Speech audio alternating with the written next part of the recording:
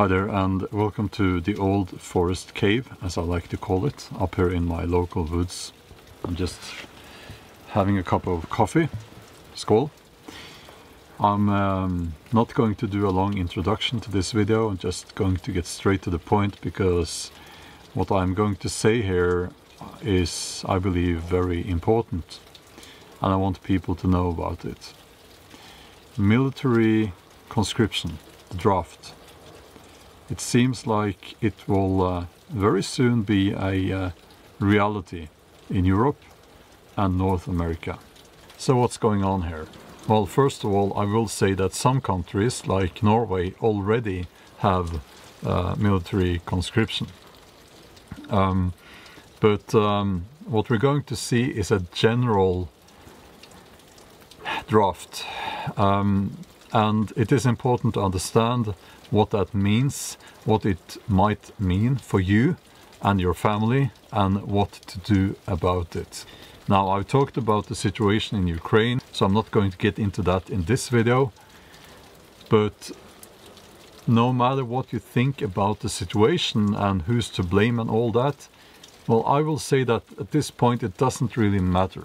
Because when you get that letter saying that either you or your son or your daughter is going to have to go and fight the enemy, I think that you're going to have to ask yourself some fundamental questions. You're going to have to ask yourself if you are willing to send your son or your daughter, maybe yourself, to be killed in an armed conflict. Because that's potentially what could happen. Now, I will be very transparent and upfront and all that about this matter. I am against the principle of mandatory military conscription. I believe it's morally wrong that the state can own you, which they do in that case. So in Norway, I believe it's, I can't remember now if it's 9 months or 12 now, but essentially you're the property of the state during those months. And I do not support that. I think it's wrong. And if we have learned anything from history, it is that wars are normally not about right or wrong. They are normally not about defending your country.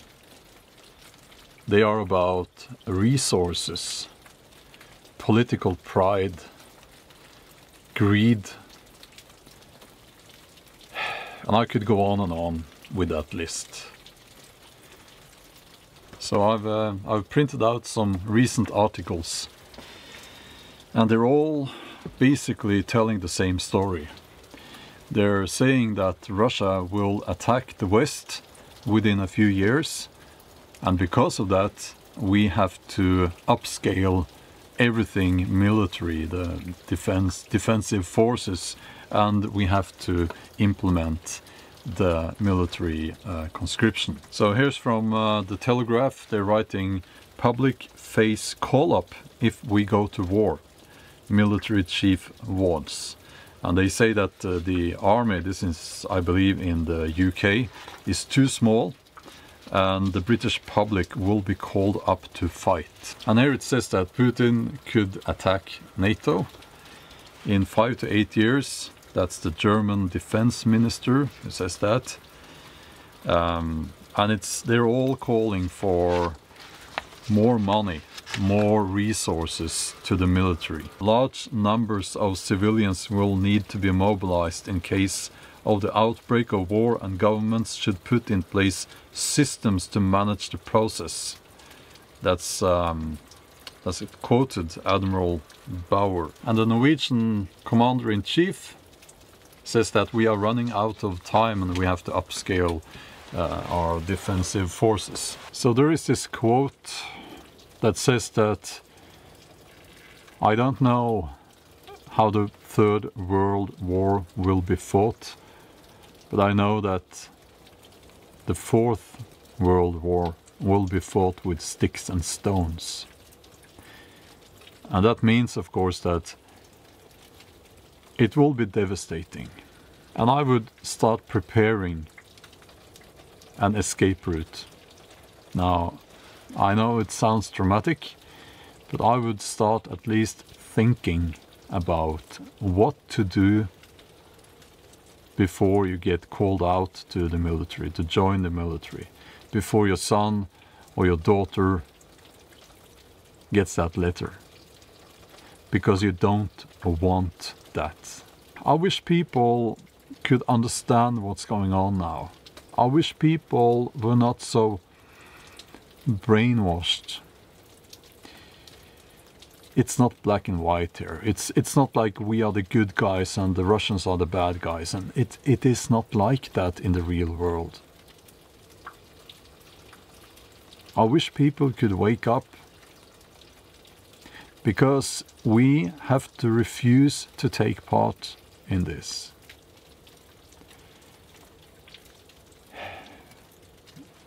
Listen, wars are not about right and wrong. Wars are not about protecting your borders. Wars are about protecting the financial interests of greedy old men.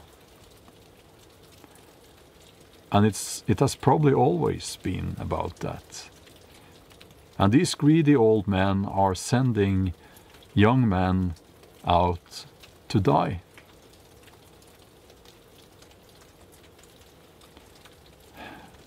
And I was, and it's not right.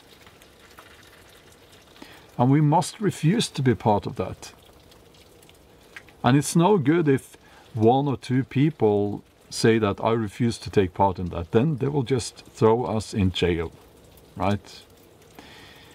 So please, use your voice now. Now, of course, a message like this one is not popular among the establishment. So please help this video by writing a comment, like the video if you like it, share your opinion in the comment section, and consider subscribing. That will immensely help spread this message. Now, I have here in my notes, in my little book here, also that a war may and probably will be used to implement new laws limiting your freedom and restrictions, limiting your choices, more censorship, new taxes, because someone has to pay for all the weapons and all of that, you know, the taxpayers.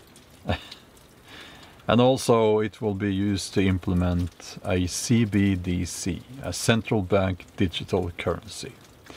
And the central bank digital currency, which I have talked about in other videos, will be linked to a social credit score system.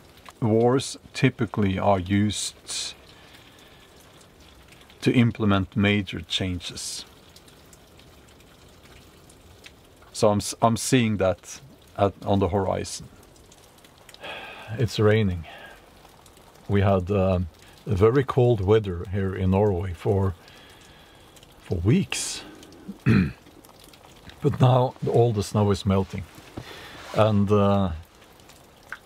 yeah, I'm looking forward to spring and warmer weather. I'm going to leave you with some words of encouragement. The government, or whoever says that they are in charge, they do not own you. You were born free, and freedom is our natural state. And we are so lucky because we are surrounded by all this beauty. And I think that life is a beautiful thing. So go out there and seek adventure and live your life. And don't let these people even suggest that you should waste your life dying on a battlefield for nothing.